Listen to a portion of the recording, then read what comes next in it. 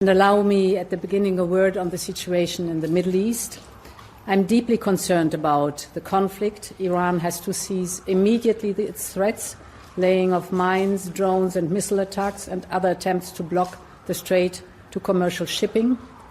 The recent attacks by Iran on unarmed commercial vessels in the Gulf, attacks on civilian infrastructure, including oil and gas installations, and the de facto closure of the Strait of Hormuz by Iranian forces is unacceptable and must be condemned. I also want to emphasize that freedom of navigation is a fundamental principle of international law. We will come back to these issues and their structural consequences at the Parliament this afternoon. I am very happy that today we agreed to step up our cooperation with 4 major projects. They cover production of rare earth, lithium and tungsten. And we are building on our work with allies towards a buyers club, and we are building on the critical raw materials partnership we launched 2 years ago. And we will apply the same logic to security, and this is my 4th and final point. The launch of our security and defence partnership. Europe and Australia share a responsibility beyond our borders. We know that Europe's security and Indo-Pacific stability are not separate conversations. A crisis in the Indo-Pacific would cripple global trade, directly hitting European industries and growth. So we have resolutely decided to step up cooperation on defence industry, counter-terrorism, space and maritime security. And we are joining forces to fight back against hybrid threats to our democracies. Because we are both confronted with disinformation and wider attempts to erode public trust. Will the European Union expand its existing maritime security operations to the Strait of Hormuz? If so, how soon will we see European ships contributing there? What are the conditions? And Prime Minister, would Australia consider contributing to such a maritime operation?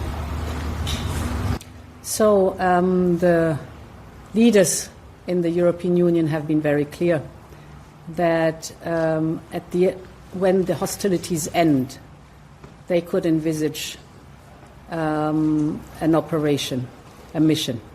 But of course it is not for me to judge on their decision to provide the necessary capabilities in the Strait of Hormuz. We've continued to condemn the Iranian regime for the actions it's taken in the Strait of Hormuz. This is having an impact on the global economy, and the targeting of civilian ships is against the UN Convention on the Law of the Sea, which allows for freedom of navigation, is very important. What Australia has provided is an E-7 aircraft to Wedgetail to the region. That's providing support, particularly for the UAE after their request.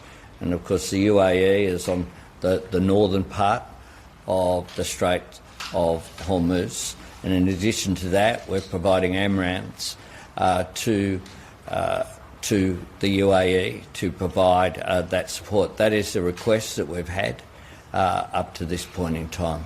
Do you think that, notwithstanding what you just said, that at some point European countries and nations further afield, like Australia, may have to become involved in some sort of operation to reopen the Strait of Hormuz? So what I've said at the beginning of the press statement already, we think that it is time to go to the negotiation table and to end the hostilities. The situation is critical for the energy supplies worldwide. We all feel the knock-on effects on gas and oil prices, our businesses and our societies. But it is of utmost importance that we come to a solution that is negotiated, and this puts an end to the hostilities that we see in the Middle East.